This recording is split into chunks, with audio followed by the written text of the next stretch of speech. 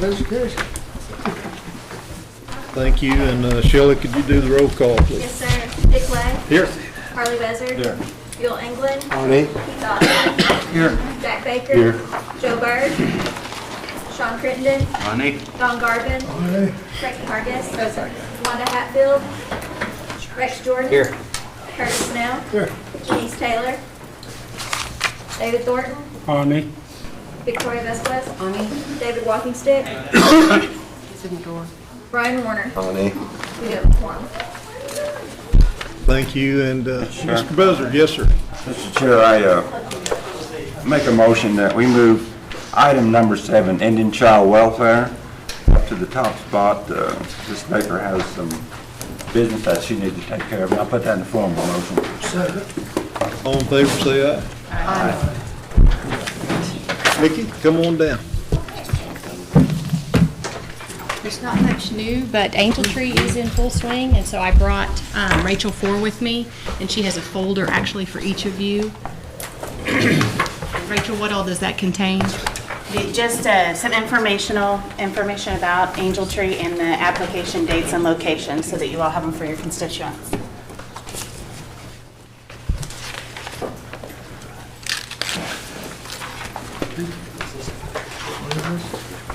Oh, Angel Tree.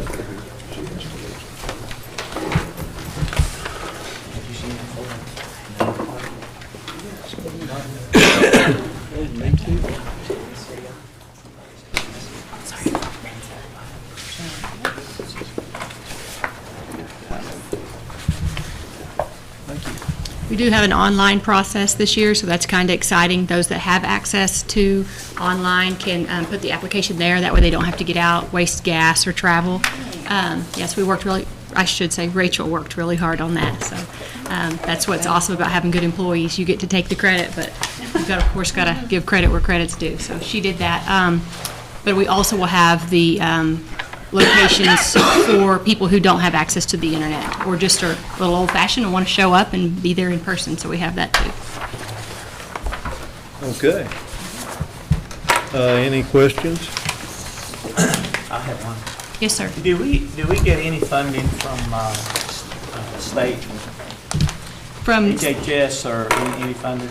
the state of Oklahoma, no, I'm going to check for sure with Rachel, but No, our DHHS funds are federal only. The newest funding we have is on the VOCA side, and it's technically a federal fund that runs through the state. the District Is Attorney's there Council. funding there, they don't let us have it, or? I don't know the answer to that. We just received the new VOCA grant, and then we've got another DHHS grant that we just received, and that's adding about $800,000 over the year to our money. Okay. So typically, Indian child welfare tribes that get state money are 638 tribes, and we're self-governance tribes. So ours comes to the self-governance compact as opposed to the state, is my understanding. Yeah, okay. I knew we had those funds. I just didn't know if the state had any additional funds that tribes were eligible for that we just weren't allowed to get at this time. Yes. I got notice that Cherokee Nation got Children's Justice Act, which is a CTAS grant through the Office of Victims of Crime. And that was just funded this year, 2016 CTAS. Right. And you all know what CTAS is. Tell us. It's the Comprehensive Tribal Assistance Solicitations from the Department of Justice that puts together different Department of Justice departments, does the funding. That's our 0 to 3 focus, where we're trying to make sure visits occur and that we fix the issues with parents of young children in hopes that they won't be a repeat into the system. So we're really excited about that grant.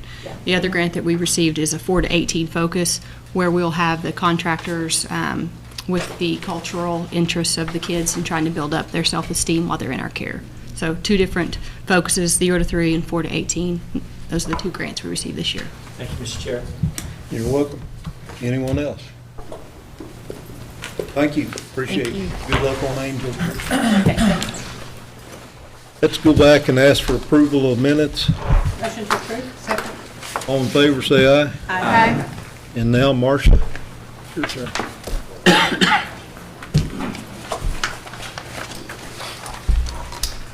afternoon, Council. I'm Marcia. I just have a couple of things.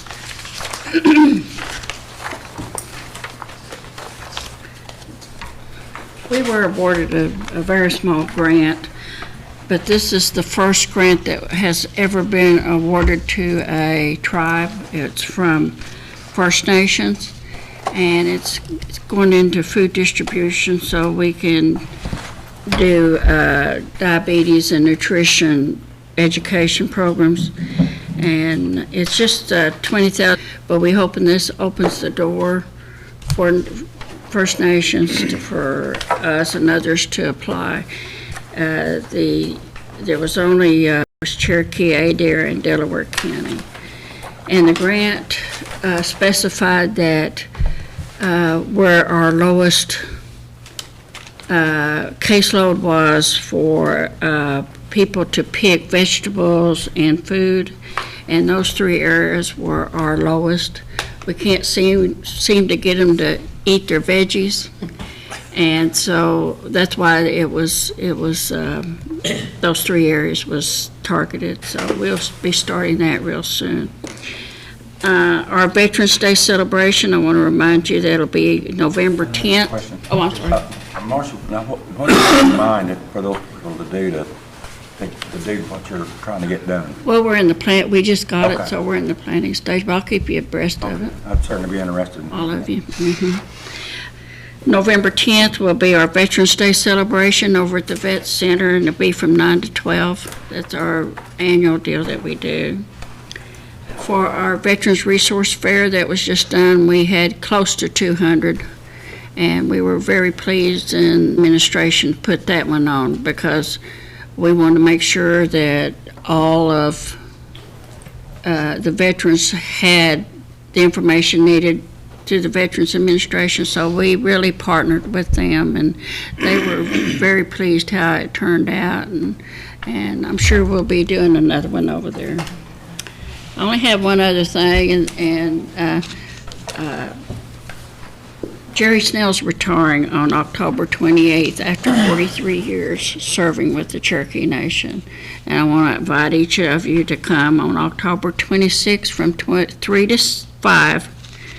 And right now, it's going to be in the Tribal Services Conference area. I don't know if that will change because of some construction going on, but I'll keep you abreast through Gail if you want to attend.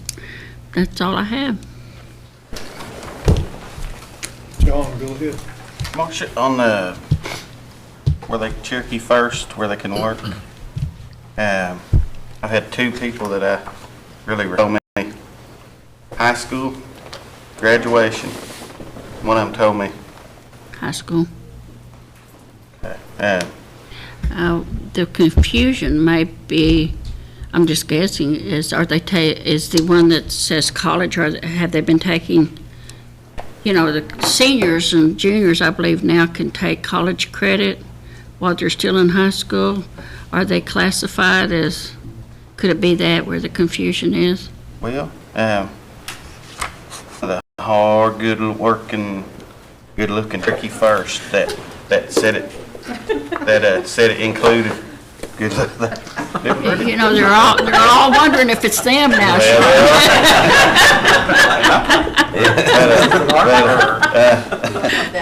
Anyway, but I would just, I'm still kind of confused myself, because one of them had mentioned VOTEC, and that they could do VOTEC 1 year. That might have been done in the past. Remember, that funding was cut, so we may have to be cutting it down. Let me get some clarification for you from sure. Shoot me an email From if you that don't care. good-looking person down there. Yeah, good bunch of them. Thank you. Thank you. Early, did you, yeah, go ahead. Yeah. Marcia, now, I think you're aware of that garden, we have a garden program there at J, next to The what, I'm a sorry? gardening program. Yeah. Sorry, you don't understand me. But it's right next to the donated warehouse there. And we have these girls that are in Healthy Nations. They're really good to coordinate some stuff like that, so keep them in mind when you do this food low income in these three counties. Do you have a name, the one that really works that area? Well, one of them is Cindy Tudor, Cindy Tudor, Tudor? and the other is, this is her name in your little book. Cindy can tell you, just call Cindy. The other thing, the other question I had, in our elderly nutrition sites, do we have any of them that stays open 5 days a week? Or any of them open 5 days a week?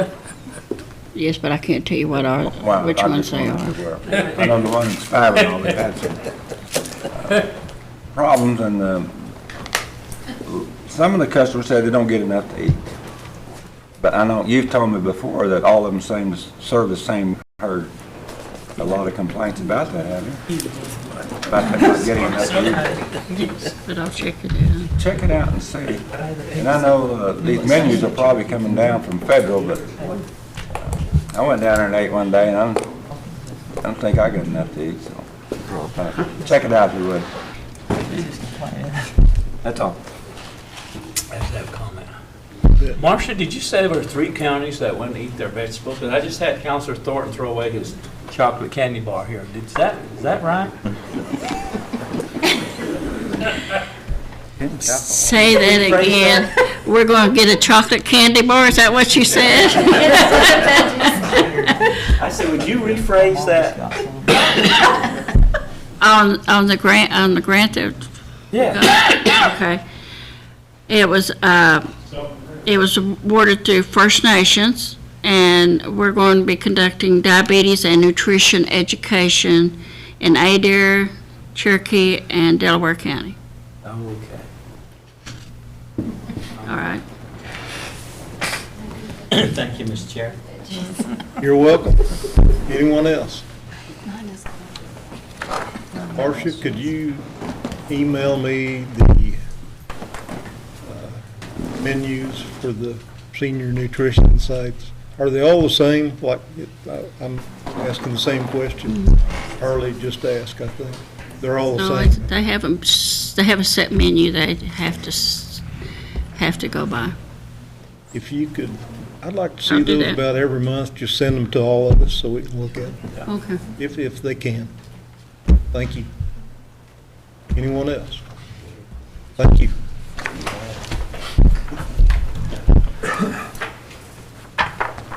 Who's speaking for Ron Qualls today? Jumped up quick, too. I was ready for you. I am standing in for Mr. Qualls this afternoon. He had a family illness that he had to attend to. You should have his, to field any questions. I'm not going to say I'm going to answer them, but I'll take them back to him if I don't know the answer.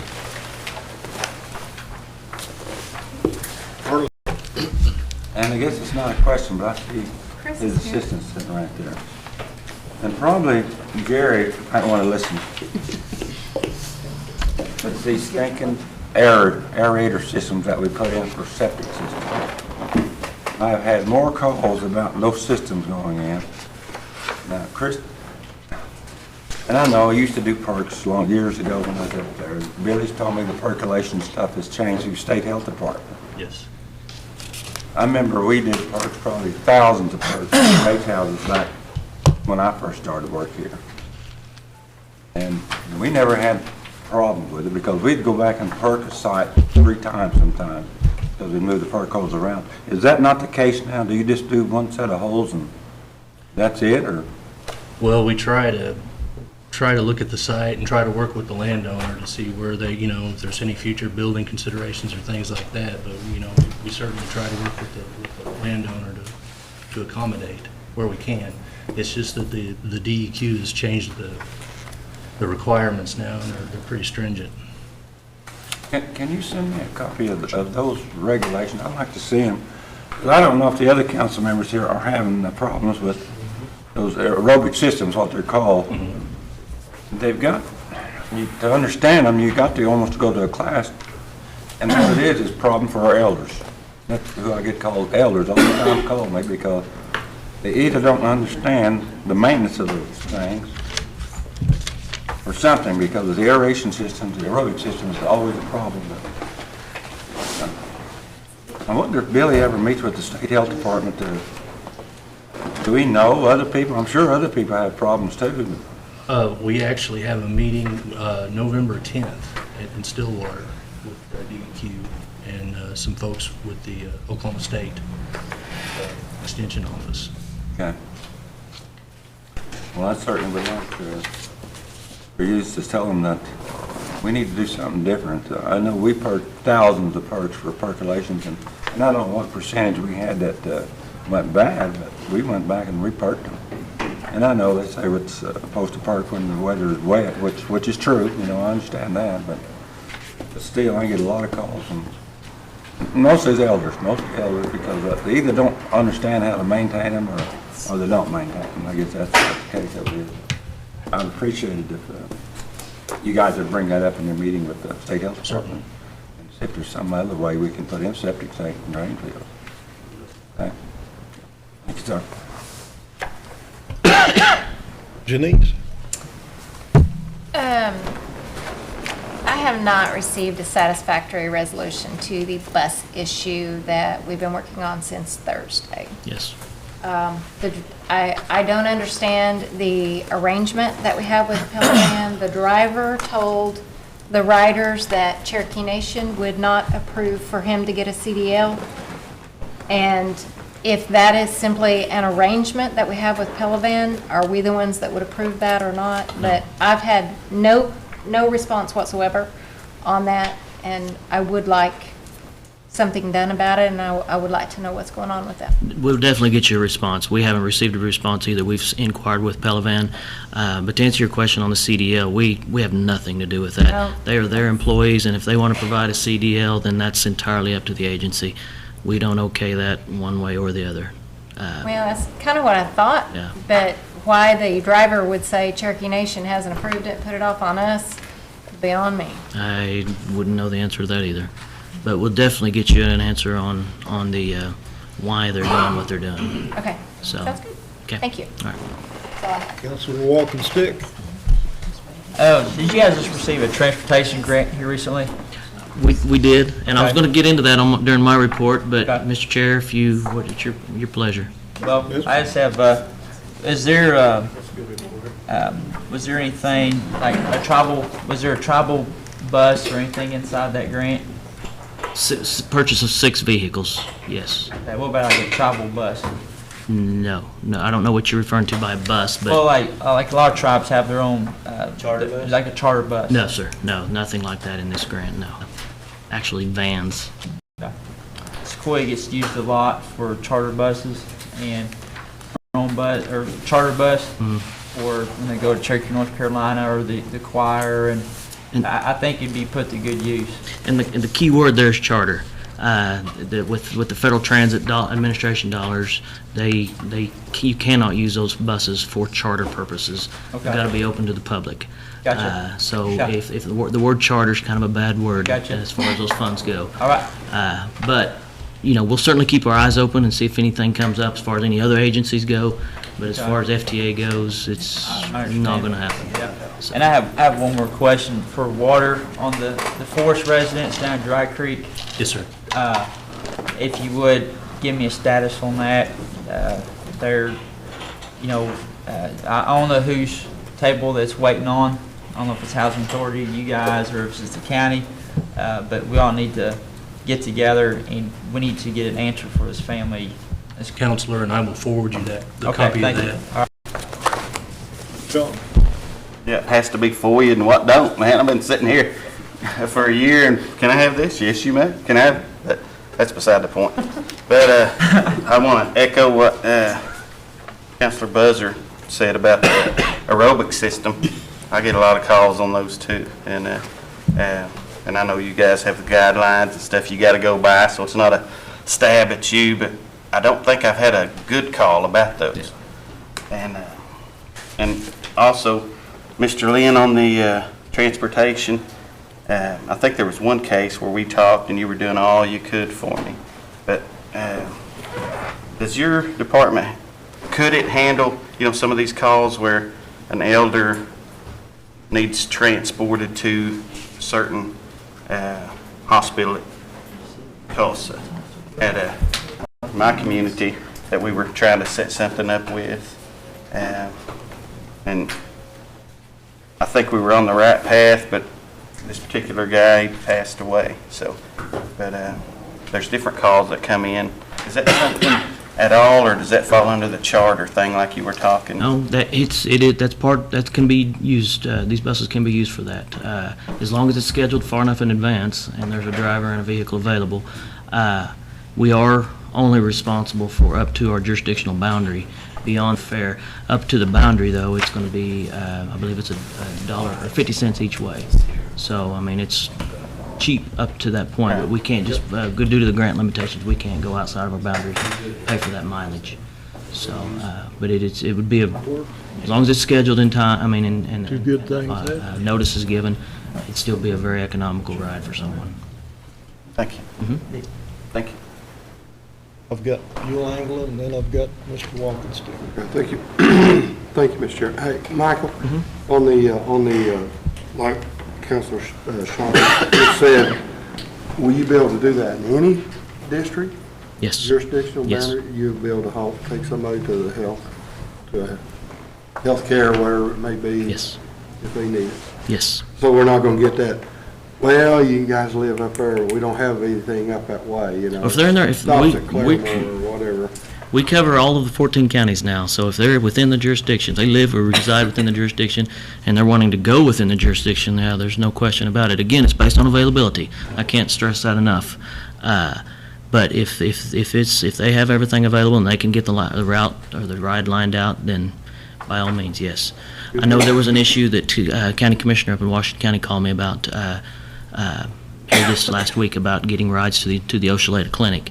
And what we found out in doing that is they were contacting Pelivan, who is operating the route inside the city limits of Bartlesville. It's called City Ride. Well, outside of the city limits of Bartlesville, it's handled by Cimarron Transit, and it was just a little miscommunication there. So I think that individual was trying to contact Pelivan, and Pelivan was telling them, no, we don't do that. And they don't go outside. This outside of that is Cimarron, and we certainly have contracts with Cimarron, and they will provide the services. Okay, because Cimarron is down in our area, so. Yes, they are. Yeah. That's correct. Perfect. Yep. Thank you. We probably need a meeting with Grand Gateway, with Councilor Anglin and you and myself and them. We're having some of those crossover problems you just mentioned. And one bunch says it's not our doing, and the other bunch, somebody gets transported. And so we actually, Okay. either here or up there, I don't care where it's at, Okay. at their house or ours, and probably try to, if whoever answers that phone doesn't know the full, complete scope of serving us, and when they say their availability and theirs is two different things. We're paying them. Sure. Available to me means like tomorrow you should be available. Maybe not today at 2:30, but tomorrow you should be available. That's not what I'm hearing from them. Okay. And I've called the Gateway folks, and they've suggested we meet, and I'm glad that perhaps we could include another counselor who's affected. Okay. We'll get something set up. And thank you. You bet. Mr. Walkenstick. Michael, on Welland Road, they, some of our constituents down there, they've had a lot of complaints on the road as far as knocking out their front end alignment and everything else after it's been done. I know Mr. Hall's been working on that project, but they say it's worse than what it was before. Have you been down that road? Yeah, I was, and I thought it looked pretty good, but that's been 2 or 3 months back. I don't know, so there may have been some trade between now and back then. I was wondering, so you're not aware of the problem then? No, I have. And I'm a not. solution to fix it? I am not, no. But I'll look into it. Could you drive down there? Yes. Again and give me your opinion on it, what you think? All right. Thank you. Thank you, Chair. You're welcome. Anyone else? I have one. Yes, sir. The road there, Coffee Hollow, Mhm. then you go west, what is that little strip called? I think they call it 790, if I'm not mistaken. Okay, I saw some construction people out there the other day. I think they're planning on starting a chip seal on that tomorrow. You're all right, Michael. Appreciate that. They've already done that. Good work, so. The reason I know is I just talked to the commissioner today. Yeah, I've had one lady, she's a diehard. Yes. She's been on me for 5 years like that, but Yeah. it's happening. All right. Thank you, man, Mr. Chairman. Anyone else? Good job, guys. Well, we could just go right into roads. Oh, I'm sorry, I thought. That's okay. Questions may have already been asked, but I'll just He's give a already brief. sitting there, we've got him. I'll give a brief report. 10 Killer School Road out near the Welling project that Councilor Walker-Stick was asking about. They got base rock down on about 3/4 of the project. They're clearing and grubbing on the east end of the job. Altogether in total, it's about 30 to 40% complete. They still have all the paving to go. Lots of work to do out there. So it's still a ways away. Kenwood Road, Kenwood J, I'm sorry. The asphalt is complete. We're working on a guardrail issue that we're trying to resolve. We've got a problem with some slopes and getting guardrail placed in those areas, but we're working with the contractor to get those problems remedied and get the guardrail installed and get that job finalized out. The Leach Kenwood Road, I had mentioned last month, the contractor had pulled off of that job to finish some work. I understand they're supposed to be back on site this week to begin building some drainage structures that are needed. Last month, I'd also mentioned on the Northeast Fort Gibson project between Muskogee in between Muskogee and Cherokee County, a environmental issue we ran into out there with beetles. We're still working with Cherokee Nation Contracts on getting a contract in place with a mitigation bank where we'll purchase credits, what they call American or ABB mitigation credits, so that will allow us to go ahead and start that project. So we're working through the details on that. Grace Hudlin Road, we here in Cherokee County, we're waiting on appraisals to come back on some property. And then once those appraisals come back, we'll begin the right-of-way negotiations with those landowners. Also want to mention Dwight Mission Road in Sequoia County. We met with Commissioner Carter last week and the engineer on that job. Commissioner Carter and his crew is going to be putting in some drainage culverts and stuff along that road to help us out when we come through with our project. So there was in the neighborhood of a dozen or so drainage structures that he was either going to extend or replace altogether in order for us to get the width we needed to overlay it and put 2-foot shoulders out there on that road. So that road, just so we know, it's divided up in two sections. You got I-40 south to the the campground area, whatever. I can't think of this name, slipped my mind. But anyway, I-40 south, and then I-40 north to Pinhook Corner on the north end. The I-40 north is a three-tier project, three-party project. Sequoia County, ODOT, and Cherokee Nation. So it's a separate project altogether. I-40 South is what I'm referring to here, and it'll happen fairly quick as far as the overlay portion. The north portion is a full rebuild, and it's going to take several years to get done, but it is on the books. I did want to touch on what Councilor Walkenstick brought up. We did receive a grant through the Federal Transit Administration for $321,000. That grant will be used to purchase 6 handicap accessible vans to be used on routes that our providers take care of for us. Right now, we have some buses in our fleet, but the providers are also using some of their own buses out of their fleet to take care of our routes that we have them run. So we'll be replacing some of those buses in their fleets with these new vehicles once they are received. So that'll be a little ways down the road. It takes a while to get those buses manufactured and get them in, but we did receive that money, and I wanted to mention that in here. Last month we had several staff members attend a OSHA 10-hour training here on site.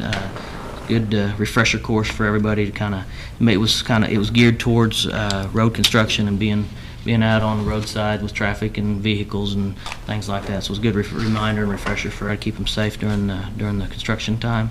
And then lastly, I want to mention a gentleman from our roads materials testing lab, Ramon Rollis. He did receive his material sampler certification through the Oklahoma Department of Transportation. He'll be going back here shortly to receive aggregate base certification as well as asphalt certification. So proud of him and proud of that lab and everything that they do for us. So, Mr. Chair, that is my report, and I'll be glad to answer any more questions. Mr. Garvin? Michael, on that Fort Gibson Road, who are we waiting on to make this decision? The decision to purchase the credits has been made. Right now, we're just working out the details to get those credits purchased. Is it possible to go back and test since it's been a dry year? No, the testings, They're all gone. we're out of the testing season, unfortunately, so we can't go back and retest. There's only a certain window that you can test in, and we're out of that window. When will the next window be available? Oh, boy. I want to say it's around next May, I believe. That's Tom Elkins' group takes care of that, but I believe it's May.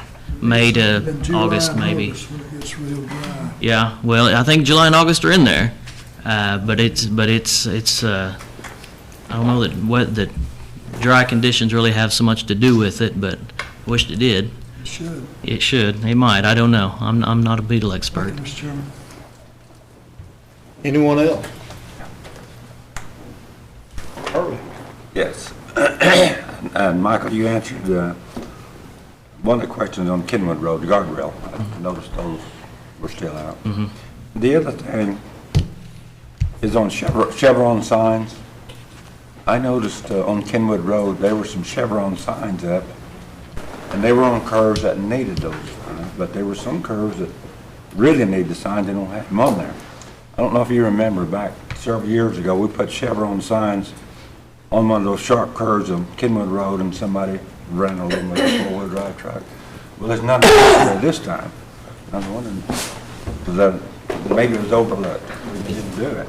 If they weren't there when we started the project, it probably was an oversight as far as, I mean, Well, we should have replaced what was already out there. Well, the ones that they put in there, they weren't there before either. There was no Chevron signs there. It's right on almost the same S curve. Okay.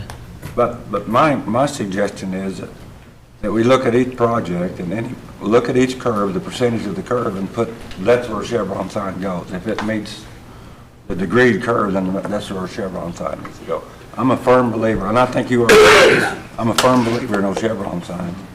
And I just think if we had a policy that our designers said that this curve is a certain degrees, and they get Chevron. Yes. So, if you don't mind, take a look at it. We'll look at it, and I'll look at, they may not be done completing with all the signs up there, but I'll find out. Okay. Okay. And matter of fact, where they have the Chevron sign is good, but the one that didn't have needs them worse than the one that had them. So, Okay. you take a look at it and see. The other question, did you get a chance to look at that striping? I have not been up there, but we're supposed to be going up there and talking about guardrails, so I intend to look at it then. That'll work. Okay. Thank you, Mr. Chairman. You're welcome. Thank you, Michael. Thank you. Mr. Cooper? Good afternoon. Let's say a couple things to report since we met last time. We wrapped up our ninth and hopefully what will be our final negotiated rulemaking for this negotiated rulemaking session. It was 9 meetings over the course of 3.5 years or so that we were able to work through and get something done. Purpose of negotiated rulemaking is for the ones who serve on the committee, and there's 26 of us, 24 tribal reps representing small, medium, and large tribes, and 2 government reps from HUD. And we all sit down and we all discuss and negotiate regulations, and we all reach consensus. That doesn't mean we don't operate on a majority, we don't operate on a supermajority. Everyone at the table has to agree. Now, you don't necessarily have to agree, you just can't express any disagreement. And if you disagree, then our policy is that you have to offer an alternative, and then we go and we negotiate through that. So we were able to get quite a few things done. This negotiated rulemaking has to do specifically with what we commonly refer to as NAHASDA. The technical name is the Indian Housing Block Grant, the formula for that, how the money is dispersed out. We were able to reach consensus, and I will say that every item we agreed to, we all reached consensus on. HUD had originally discussed the possibility of presenting some items for approval that were non-consensus items, and they took those back off of the table to make sure that we were able to reach consensus on every item that was presented. So there were some items that we were able to negotiate that worked out to be good things. One of the things was an item that affected minimally funded tribes, which there is a handful out there. The original minimal funding amount was $50,000, which there's not a lot you can do for $50,000. That increases to about $75,000 roughly, but the money doesn't necessarily, is not taken away from anyone. The money comes from recaptured money. So after the additional disbursement out, any money left over, then it would go to help fund those tribes first before it's redistributed out. So it's something that really doesn't take any money away from anyone at the beginning. One of the other things that we worked towards was, introduction of a new data source. We had used the decennial census, long form information before. Of course, that has not been, and most of the information that was used before will not be available on any future forms. That information is collected through the American Community Survey, which instead of being taken every 10 years is taken every year, and then data is released like in group of years amount. So what we ended up seeing in some of the data runs that were done is we've seen some that was recently we were able to do was agree on what's called a volatility clause, which means that those decreases would be staggered out and even over the range of time. So if a tribe was to get a 15% cut, they wouldn't get a 15% cut all at once. They would get no more than 10% the first year, and then the second year they would get the remainder of that. So what it does is it makes it more fair and it makes it better for folks to be able to plan. One of the other things that we were able to do is reach consensus on an item. Someone had over a certain number of years of money that was unspent, then they wouldn't be eligible to receive future monies, or would only be eligible to receive a percentage of those future monies. And then that amount would be redistributed out through an undistributed funds process. It's all really complicated. It all has to do with, regulations that we were able to work through, but we were able to get all this done. We're able to reach consensus on all of these items. They're pretty important issues. And those were the main things that I could think of that we were able to reach consensus on. And then we are in the departmental review phase now, so those regulations will probably go into effect sometime before probably sometime after the end of the year is when those would go into effect. Most of them aren't set to take place until next October.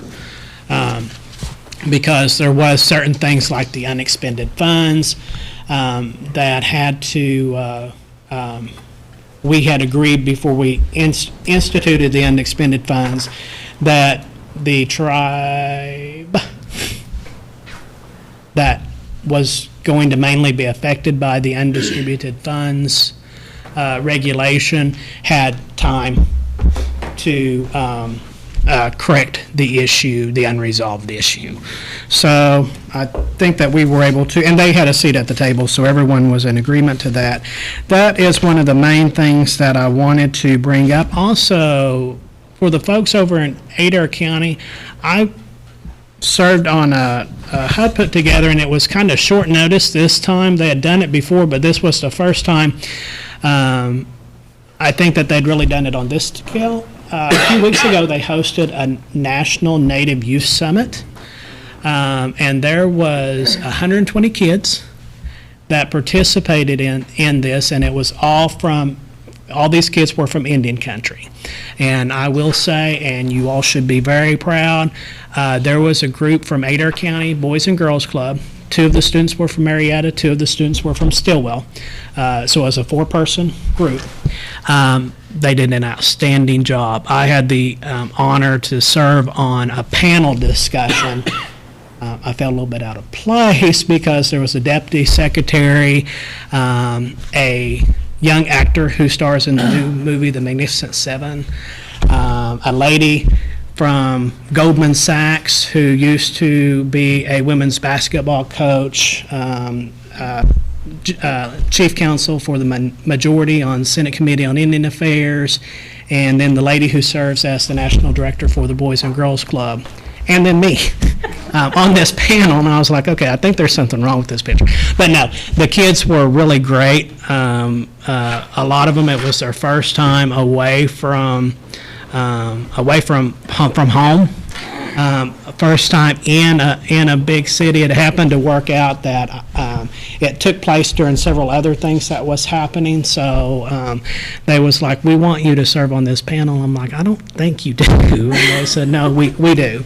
But after I did, it was an amazing experience for me. I know it was for the kids. And, you know, I'd been there before back whenever I was a youth. During some 4-H projects, so it was a good thing, and they all put together. They had to do what was called a local empowerment project that they was going to take back home and institute, and then each region got together and they selected one group of young kids from their region to present their project after our panel discussion. And there was projects, everything from diabetes prevention to language immersion to, I don't even remember what else. It was a wide range of activities, and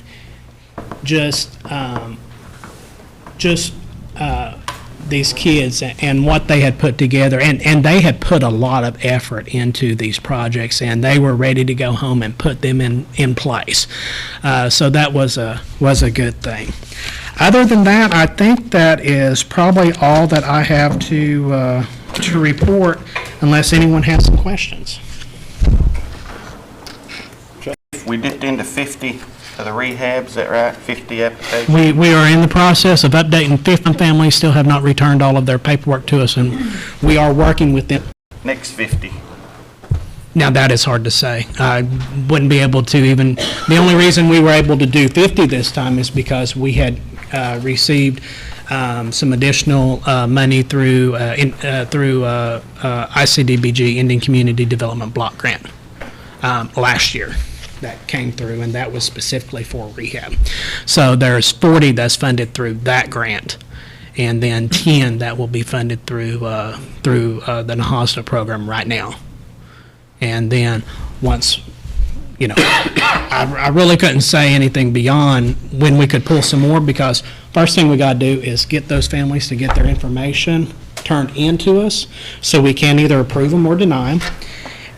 Go out and look at their home and determine what needs to be done and how much money is going to be spent, so we know how much money we're going to have to obligate, and then we can move on to the next step. Have you ever thought about, like in the different offices, like, you know, some, I'm sure you have, but these people, and if they didn't have transportation, take them to the Department of Human Services office, then run down to the bank, then run down and get a electric bill or whatever they have to do. I would really be interested. I've got a lot of folks that I've been blessed with a couple cars in my life, but a lot of these folks, maybe they don't even have a vehicle, some of them, but an elder type advocate for your department to just help these people round up the paperwork, like you're saying that they need. Some of them are able-bodied and they better get in gear, but some of them are not.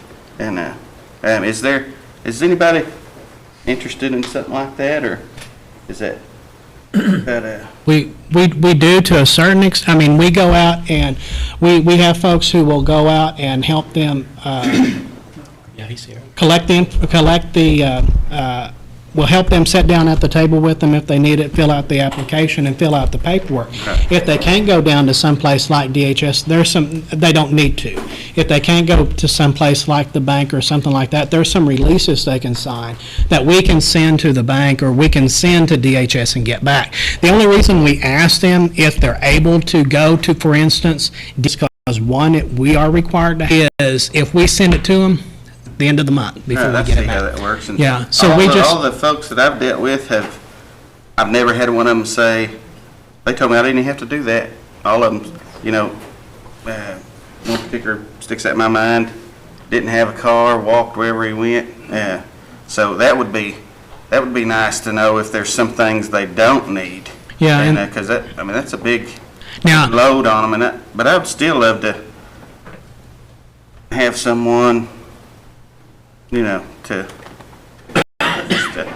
an advocate for that elder, that when they need running around to get, because what's holding this process, some of it I hear is paperwork.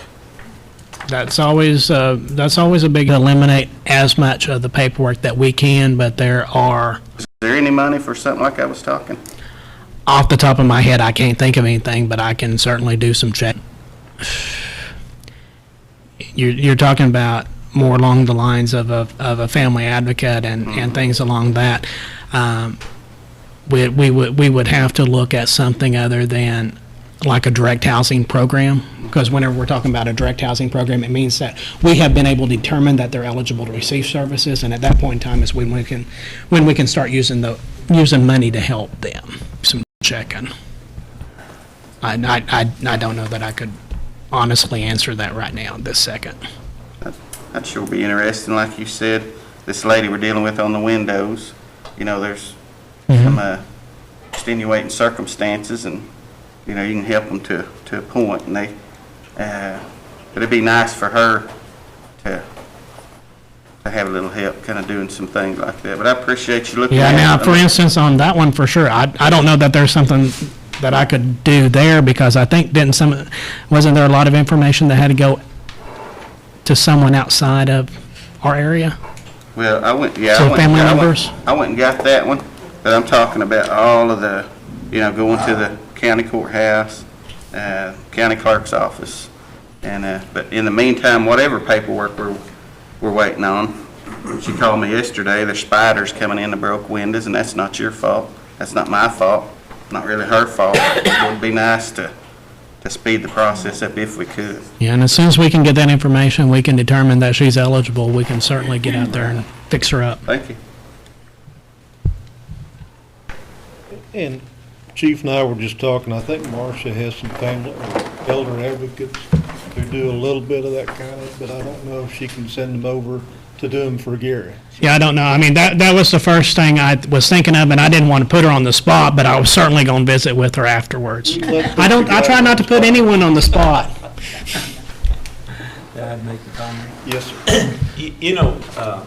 Counselor, we've looked at some of this, and I know Marcia's probably spread pretty thin, but we do need a advocate out there that takes our elders or that do not have transportation to take care of these forms. You would think, sometimes it gets me when someone calls me and says, Grandma's out of wood. So what did you just say? Grandma's out of wood. Well, where are you? And now, forgive me if they're disabled and they are not able, but sometimes they're not.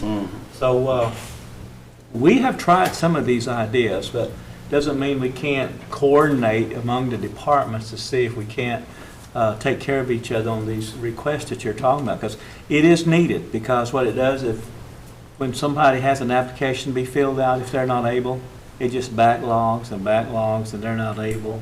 The next thing you know, we're 60 days into it and we ain't even got a window fixed.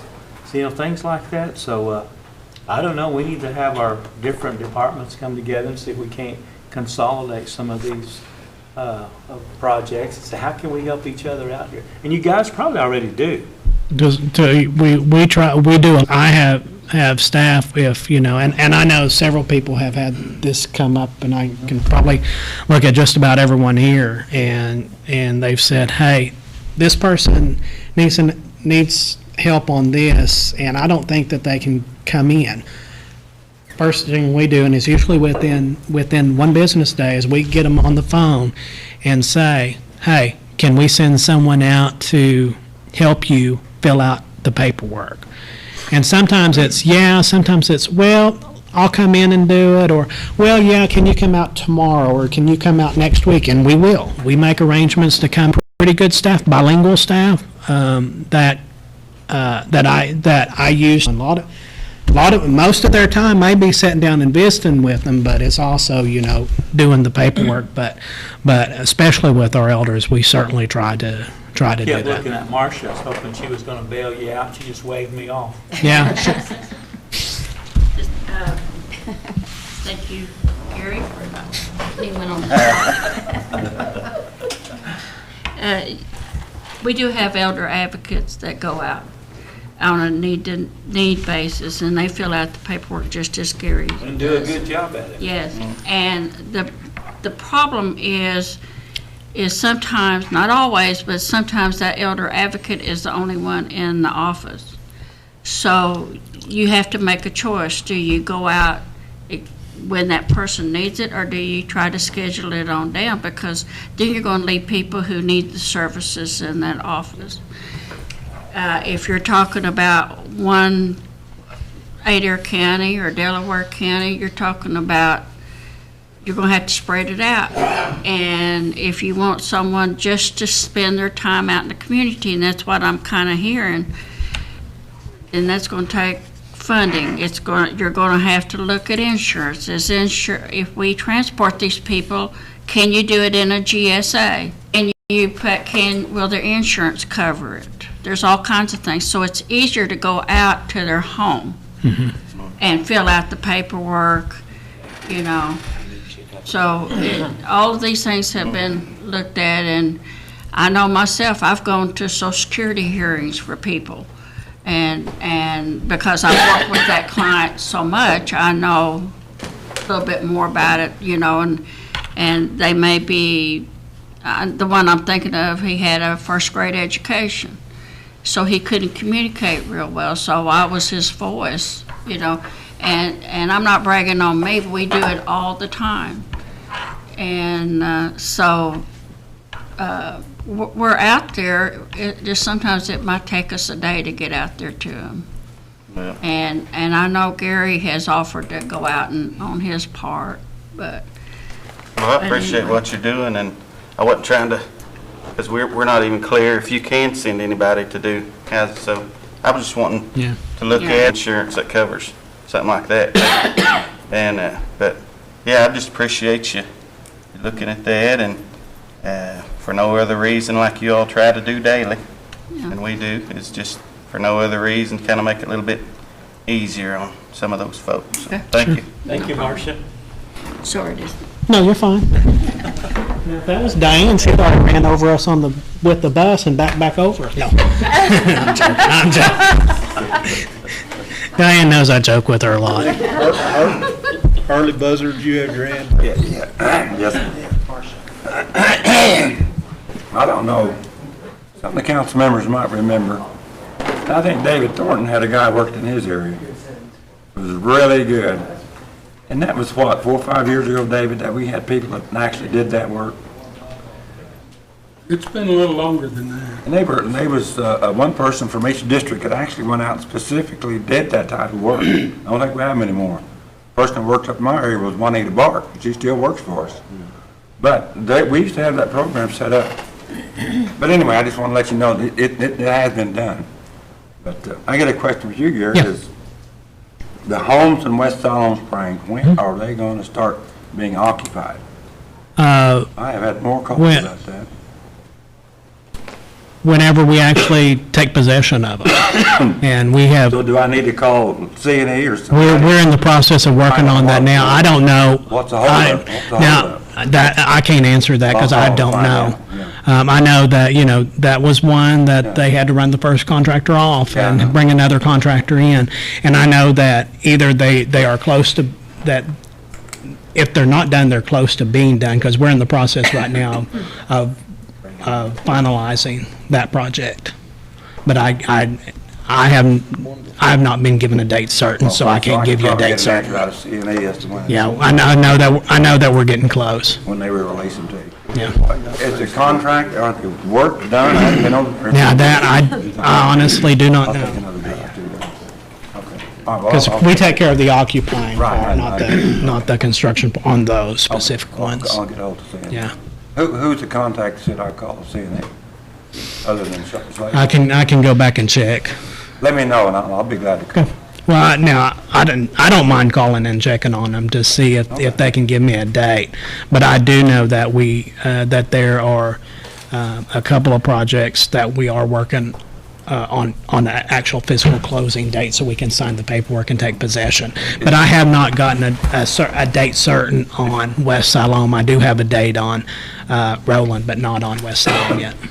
If you could email me the date. Sure. And it didn't have to be a drop dead date, Yeah. you know. Okay, well, okay, and as long as you're good with that, Yeah, then sure. I don't have a problem with that. If you're asking me You can't tell for. me we're gonna move in November Yeah. the 1st, and if I say November the 1st. Yeah, because we're dealing with a couple of other folks besides just us. Let me know. Sure. Let me know. You bet. Thank you, sir. Any other questions? Thank you, Gary. Thank y'all.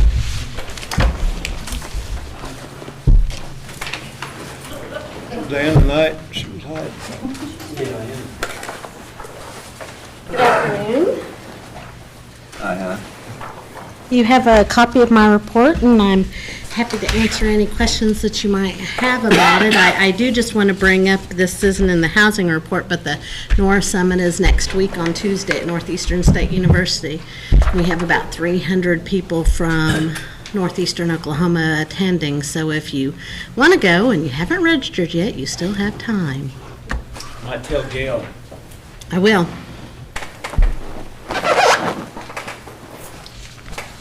Any questions? I got a question. Yes, sir. Go ahead. Anna, I don't know how to really ask you this, but somebody was telling me that they went to, I don't know if it's through your office or not, but got counseling and got their credit rating score up. Mm-hmm. Okay, to go in to look at maybe buying a house, and the loan company or the bankers go back and look at that credit score, or look at the credit, I guess, and then they lower them by 30 points. Is that how that works? They shouldn't lower it by 30 points, but when you have inquiries on your credit report, if you have a lot of inquiries on your credit report, it does. If you're shopping around, So they can do that it will legally? lower it does lower your credit report if you're shopping around for credit. Okay. Well, I kind of thought that might happen. 30 I mean, it gets points is stuff kind of sometimes high, to do it, though. yeah. Okay, well, I just want to find out. Mm-hmm. Thank you, sir. Brian? Yes, sir, thank you. Anna, income guidelines, where would be a really easy place for me to send some folks? Because I've got several, we're running into roadblocks in other places, and I've been trying to push the ISA on their part. So where would be a good place for me to send them as far as income guidelines? Well, the income, I can send you the income guidelines. Okay. They're the same as MAP and the same as the Housing Okay, Authority. if you would, just send that to me. I sure because will. I'm trying to encourage more of them to put, there's some of them just need some rehab and some other things to do, and I think that, what's the timeline on that? Is it, if I put 1,000 in, it's a 1 to 5, correct? It is, it's the time frame on it can be as short as 6 months. 6 months, okay, okay. But, so if I put in 1,000, then we got the match of 5, and then 6 months later, they can be moving on. Right. There are some things where we want them to go through budgeting and do Right. some savings during that 6 Right. months and save Okay. regularly instead of making a lump sum Okay. deposit, but yes. All right, thank you very much. Thank you. You're welcome. Anyone else? Okay, Thank you. And old business, none pending. New business, Rex, could you read that in for us, please?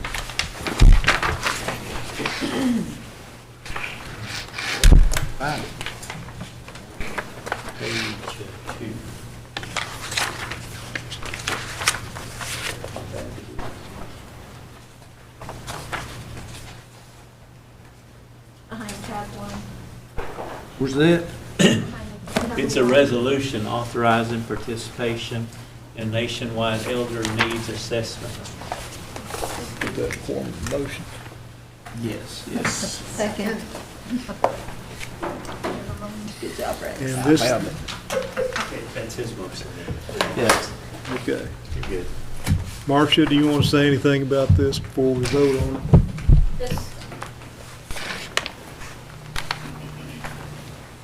This is something that we do basically every 5 years or so. I think the last one was actually done 6 years ago. We do a needs assessment, and it's based on our funding through for the nutrition sites. They want to know out there what their needs are, and it's just a instrument that we can use for other grants also, and because needs change from time to time, and we just want to make sure that we have that data. Motion second, all in favor, say aye. Aye. Would anybody like to be added as sponsor? Everybody. Good job, Marcia. Does that need to go over tonight, Shelley? Marcia, does that need to go over tonight, full council? Tonight? Not necessarily, but Okay. it'd be nice. You want to amend your motion? Yeah. Amend the second? Oh, sure, second. Let's just vote on it again. All in favor, say aye. Aye. Go over tonight. Announcements. Monday? Next meeting, Monday, November 14th at 2 o'clock. Motion for adjournment. Where's our adjourner guy? Second. All in favor, say aye. You did say.